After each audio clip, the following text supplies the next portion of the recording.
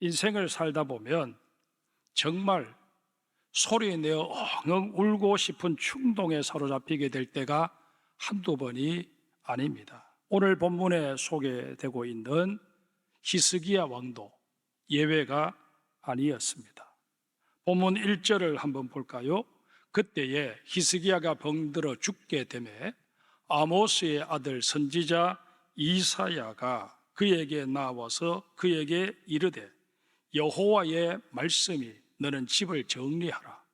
내가 죽고 살지 못하리라 하셨나이다. 여기서 말하는 그때가 언제일까요? 히스기야가 왕위에 오른 지 14년이 되던 해입니다.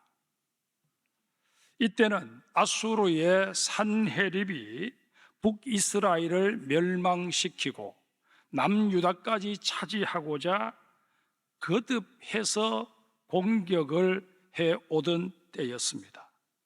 히스기야는 아수르의 군대에 대항할 힘이 없다고 판단해서 화친을 청하며 왕궁 곳간에 있는 은을 이 아수르의 산헤립에게 다 내어주었습니다. 심지어 성전의 문과 기둥에 입혀놓았던 금까지 다 벗겨서 바쳤습니다. 그러나 그 후에도 아수르의 압박은 그칠 줄 몰랐습니다. 이런 와중에 나라가 이런 위기의 상황에 몰려 있는 그런 상황에서 이 남유다의 왕 히스기야가 중병으로 알아눕게 된 것입니다. 선지자 이사야까지 병문안을 와서는 극단적인 예고를 합니다. 이 병에서 나을 수 없으니 국정 운영을 정리하고 생을 마감할 준비를 하라는 것이었습니다. 이에 히스기야가 어떻게 합니까? 벽을 바라보고 앉아서 이렇게 기도합니다. 여호와여 구하오니 내가 진실과 전심으로 주 앞에 행하며 주께서 보시기에 선하게 행한 것을 기억하옵소서. 히스기야는 간절히 부르짖어 기도하던 중에 울컥 서러운 마음이 들었습니다.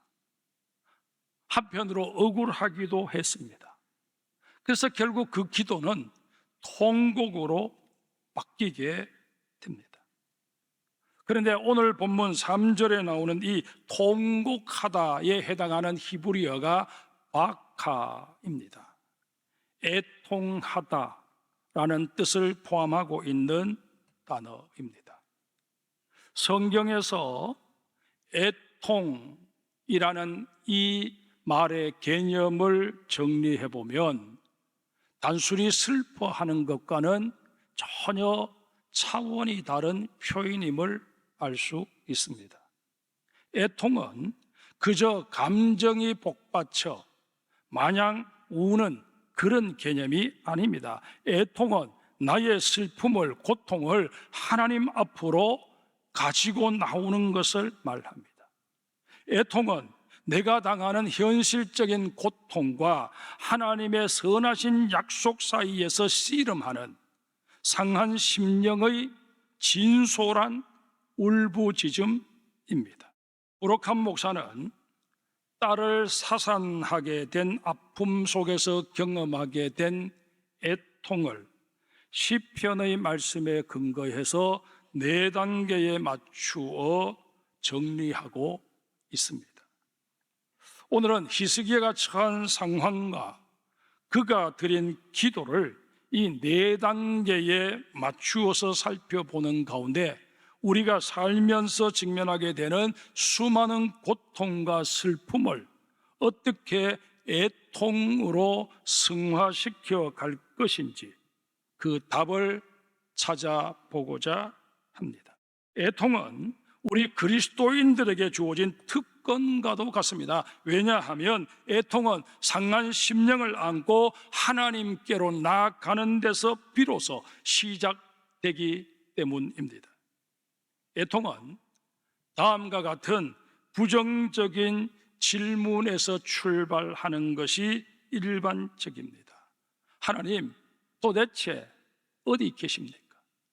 하나님이 살아계시고 하나님이 날 사랑하신다면 어떻게 나에게 이런 일이 일어날 수 있단 말입니까?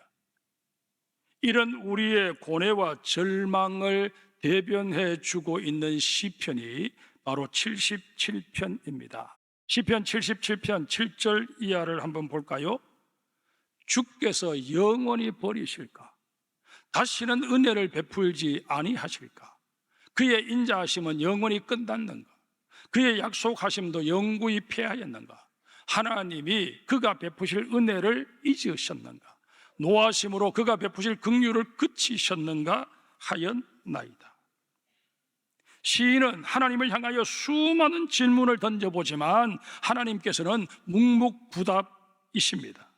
그런데 시인은 이 하나님의 침묵 속에서 너무나도 귀한 사실을 발견하게 됩니다. 11절 12절을 한번 볼까요? 우리 같이 읽겠습니다. 곧 여호와의 일들을 기억하며 주께서 옛적에 행하신 기이한 일을 기억하리이다. 또 주의 모든 일을 작은 소리로 읊조리며 주의 행사를 낮은 소리로 되뇌이다. 무슨 얘기입니까? 고통스러운 상황에 직면해 한 걸음도 더 앞으로 나아갈 수 없는 처지가 되자 비로소 그간의 삶을 되돌아볼 수 있는 여유를 가지게 되었다는 것입니다. 그런데 정말 놀라운 것은 지금까지 걸어온 걸음걸음이 모두 주께서 행하신 기적의 연속이더라는 것입니다. 그간 내가 열심히 살아서 모든 것 다 성취한 줄 착각했었는데 막상 문제에 직면해서 다시금 내 삶을 되돌아보았더니 아니더라는 것입니다. 여기서 시인은 고통스럽고 절망할 수밖에 없는 상황을 통해 자신을 더 가까이 부르고 계시는 주님의 음성을 듣게 됩니다.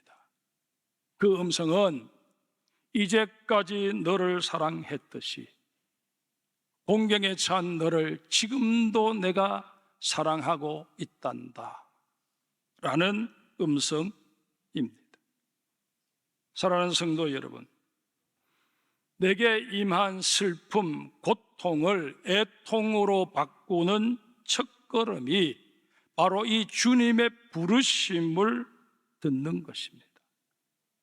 내 마음의 상태가 어떠하든 심지어 하나님에 대한 원망과 불평으로 가득 차 있다고 할지라도 중요한 것은 하나님 앞으로 나오는 것입니다. 히스기야가 중한 병에 걸렸을 때 이사야 선지자가 뭐라고 말했습니까? 너는 집을 정리하라. 내가 죽고 살지 못하리라. 아예 사망 선고를 내려버립니다. 그 절망의 상황에서 히스기야는 주저앉아 버린 것이 아니라 낯을 벽으로 향하고 하나님께 기도하기 시작합니다. 히스기야는 하나님을 향해 내가 진실과 전심으로 주 앞에 행하며 주께서 보시기에 선하게 행한 것을 기억하옵소서라고 부르짖습니다. 그런데 중요한 것은 이 섭섭함과 억울함, 심지어 원망하고 싶은 마음조차 다 끌어안고 히스기야가 향한 곳이 어디입니까? 바로 하나님 앞이었습니다. 우리 오늘 보면 2절을 다시 한번 볼까요? 히스기야가 어떻게 했다고요? 낯을 벽으로 향하고. 히스기야는 다른 그 무엇도 생각하지 않고 오로지 하나님만 바라보고 하나님과 단판을 짓겠다는 심정으로 면벽 기도를 시작한 것입니다. 그러면 그 벽 앞에서 우리가 해야 할 일이 구체적으로 뭘까요? 내 마음은 절망하고 있는데 또 하나님을 향해 불만으로 가득 차 있는데 차마 하나님 앞에서 불평하고 원망하는 게 너무 불경스럽게 여겨져서 내가 그렇게 하나님을 원망하고 불평했다가는 더 일이 꼬이도록 만들어 버릴 것 같은 불안감에 또다시 마음에도 없는 가식적인 미사여구나 늘여놓고 하나님 앞에 전혀 감사하지도 않으면서 감사한다는 그런 기도를 드려야 하는 것일까요? 아닙니다. 우리 마음속에 자리하고 있는 온갖 부정적인 생각들을 하나님 앞에 여과 없이 쏟아낼 수 있어야 합니다. 우리 시편 10편을 한번 볼까요? 1절을 우리 같이 읽겠습니다. 여호와여, 어찌하여 멀리 서시며 어찌하여 환난 때에 숨으시나이까? 내가 처한 상황이 지금 어떤지 뻔히 아시면서 멀리 서서 방관하시는 것도 숨어버리시는 것도 옳지 않다는 항변입니다. 우리는 이런 항변이나 불평, 심지어 원망을 다른 시편을 통해서도 심심찮게 찾아볼 수 있습니다. 시편 22편 1절 2절입니다. 내 하나님이여, 내 하나님이여, 어찌하여 나를 버리셨나이까?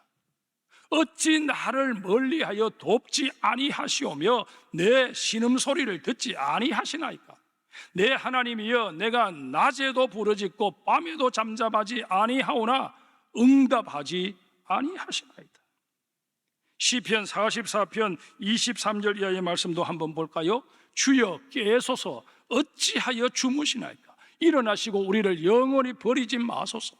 어찌하여 주의 얼굴을 가리시고 우리의 고난과 압제를 잊으시나이까? 우리의 영혼은 진토 속에 파묻히고 우리의 몸은 땅에 붙었나이다. 한 곳만 더 보겠습니다. 시편 88편 14절 15절입니다. 여호와여, 어찌하여 나의 영혼을 버리시며 어찌하여 주의 얼굴을 내게서 숨기시나이까? 내가 어릴 적부터 고난을 당하여 죽게 되어 싸우며 주께서 두렵게 하실 때에 당황하였나이다. 여러분, 우리는 하나님을 어떻게 인식합니까? 하나님은 사랑이라고 인식합니다. 그러기에 여러분, 우리가 내뱉는 말도 안 되는 넋두리나 하소연도, 심지어 불평과 원망까지도 넉넉히 받아주시는 분이 우리 하나님이십니다. 이런 하나님이기에 내가 미처 깨닫지 못해서 아둔해서 쏟아내게 되는 불평과 원망, 그것 하나님이 탓하고 감히 나에게 그렇게 말할 수 있어? 그러며 우리를 내치지 않으신다는 것입니다. 그런데 여러분, 성경을 읽어가다 보면 시편의 기자들이 내뱉는 불평이나 원망에는 나름대로 몇 가지 원칙이 있음을 발견하게 됩니다. 그 첫 번째가 하나님이 도우실 수 있는데 왜 돕지 않으시냐는 식의 애절함이 담겨 있다는 것입니다. 누군가에 대해서 불평하고 원망한다는 게 결국 무슨 뜻입니까? 당신은 이렇게 할 수 있는 능력이 있는데 안 해주시기 때문에 내가 불평하게 되고 원망하게 된다는 그런 얘기 아닙니까? 그러기에 우리 이 애통의 단계에서 불평하는 것은 하나님의 전능하심, 하나님의 능력을 기본적으로 인정하는 것을 전제로 한다는 것입니다. 두 번째는 솔직하다는 것입니다.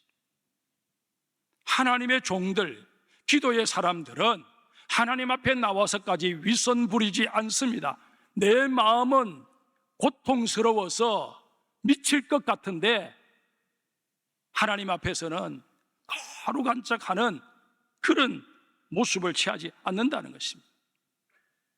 세 번째는 불평하는 것에 머무는 게 아니라 그 불평거리를 해소해 줄 수 있는 하나님의 약속을 결국 찾아 나서고 있다는 것입니다. 그런데 여러분, 하나님 앞에서 넋두리하듯 불평과 원망을 쏟아내다 보면 참 묘하게도 이 말도 안 되는 불평과 원망조의 나의 기도를 하나님께서 다 듣고 계실 뿐만 아니라 나를 긍휼히 여기셔서 은은하게 미소 짓고 계시는 모습을 우리가 느끼게 된다는 것입니다. 우리 히스기야의 기도로 넘어가 봅시다. 이사야 38장에 보면 히스기야가 병에서 고침을 받고 드린 기도가 10절 이하에 소개되어 있습니다. 16절, 17절 우리 같이 읽겠습니다.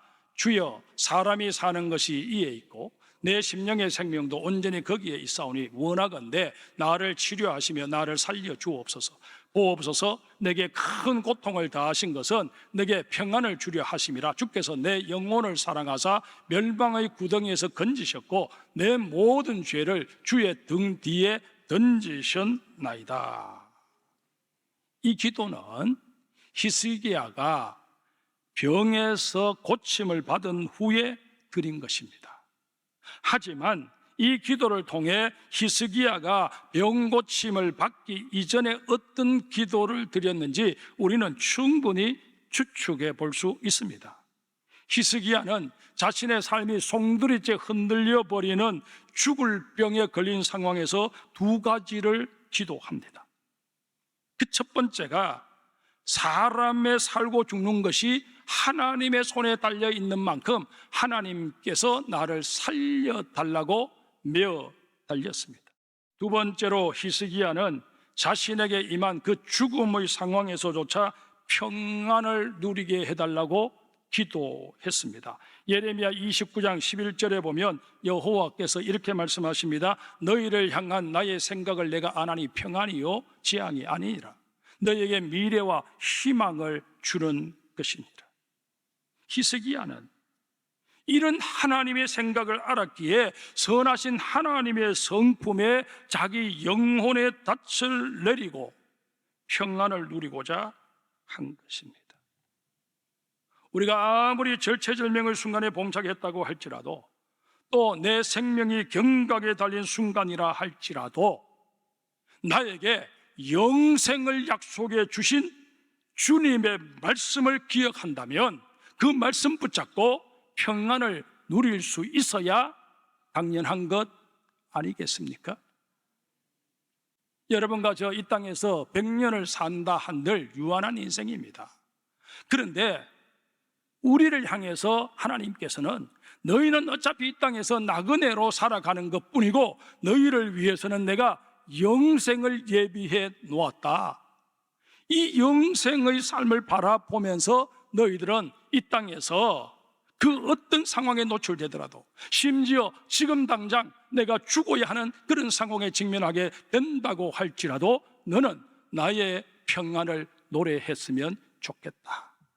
이게 성경을 통해서 우리에게 주시는 하나님의 메시지입니다. 그러면 인생의 극한 상황에서 주님의 약속을 믿고 애통의 기도를 이어온 자가 궁극적으로 도착하게 될 종착지가 어디일까요? 바로 삶의 통제권을 다 내려놓고 하나님의 인도하심을 기다리는 그 자리입니다. 다시 히스기야의 기도로 돌아가 봅시다. 이사야 38장 20절입니다. 여호와께서 나를 구원하시리니 우리가 종신토록 여호와의 전에서 수금으로 나의 노래를 노래하리로다. 히스기야에게 하나님께서 15년의 생명을 연장해 주셨습니다. 그러나 히스기야는 그 15년을 더 살게 된 게 지금 문제가 아니었습니다. 이 15년의 생명 연장을 통해서 하나님께서 내 생명을 주관하고 계시고 나를 주의 생명 사계에 감싸 주셨다 하는 이 확신이 있었기 때문에 하나님, 나의 남은 날이 얼마이든 간에 주께서 머물게 하시는 이 땅에서 나는 구원의 하나님을 노래하겠습니다. 그렇게 고백하는 것입니다. 이제까지 살펴본 대로 애통의 기도는 절망 속에 빠져있는 우리를 부르시는 하나님의 음성을 듣는 데서부터 시작합니다. 그리고 하나님께 불평과 원망을 쏟아내는 그런 과정을 거칩니다. 그러나 결국에는 하나님의 약속에 근거해서 답을 찾고 은혜의 자리, 회복의 자리로 나오는 것으로 마무리 짓게 되어 있습니다. 애통의 기도가 진행되는 이런 흐름을 우리에게 잘 보여주고 있는 시편이 바로 시편 13편입니다. 한번 볼까요? 먼저 1절 2절입니다. 여호와여 어느 때까지니까 나를 영원히 잊으시나이까? 주의 얼굴을 나에게서 어느 때까지 숨기시겠나이까? 나의 영혼이 번민하고 종일토록 마음에 근심하기를 어느 때까지 하오며 내 원수가 나를 치며 자랑하기를 어느 때까지 하리이까? 하나님께 나와서 기도는 하지만 그 마음에 불만이 가득합니다. 내 원수가 잘 되는 꼴을 내가 언제까지 보고 있어야 합니까? 분통을 터뜨리기도 합니다. 그런데 3절 4절에서는 그 분위기가 완전히 달라집니다. 여호와여, 여호와 내 하나님이여 나를 생각하사 응답하시고 나의 눈을 밝히소서. 두렵건대 내가 사망의 잠을 잘까 하오며 두렵건대 나의 원수가 이르기를 내가 그를 이겼다 할까 하오며 내가 흔들릴 때에 나의 대적들이 기뻐할까 하나이다. 하나님의 사랑과 약속의 근거에 애절한 간구를 하나님 앞에 드립니다. 하나님께서 내 인생에 간섭하셔서 대역전 드라마를 펼쳐 달라고 지금 간구하고 있는 것입니다. 5절 6절의 분위기는 훨씬 더 긍정적입니다. 나는 오직 주의 사랑을 의지하여 싸우리. 나의 마음은 주의 구원을 기뻐하리이다. 내가 여호와를 찬송하리니 이는 주께서 내게 은덕을 베푸심이로다. 사랑하는 성도 여러분, 인생이 고달프고 힘이 드십니까? 히스기야처럼 죽음의 상황까지 내몰린 듯한 절체절명의 순간에 봉착해 계십니까? 나의 상황이 어떠하든 그 상황을 능히 역전시켜 주실 수 있는 여호와 하나님께서 지금 우리를 부르고 계십니다.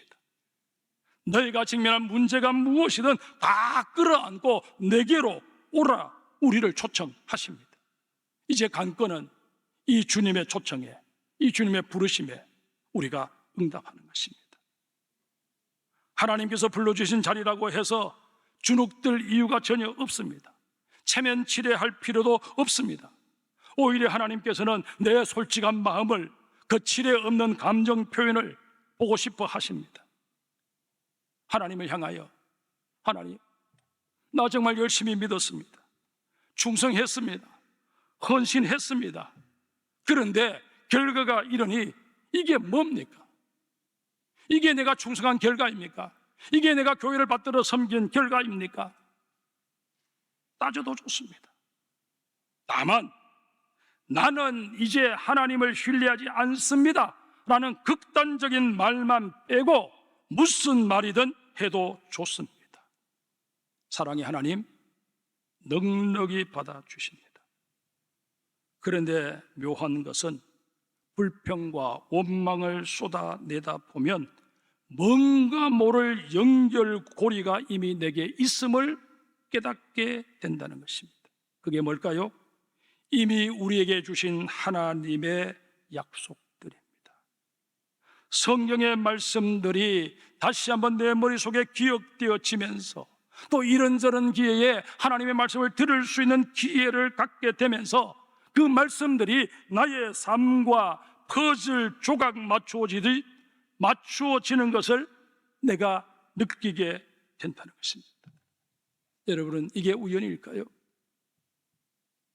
내 인생에 개입하시는 하나님의 손길임을 깨달으셔야 합니다.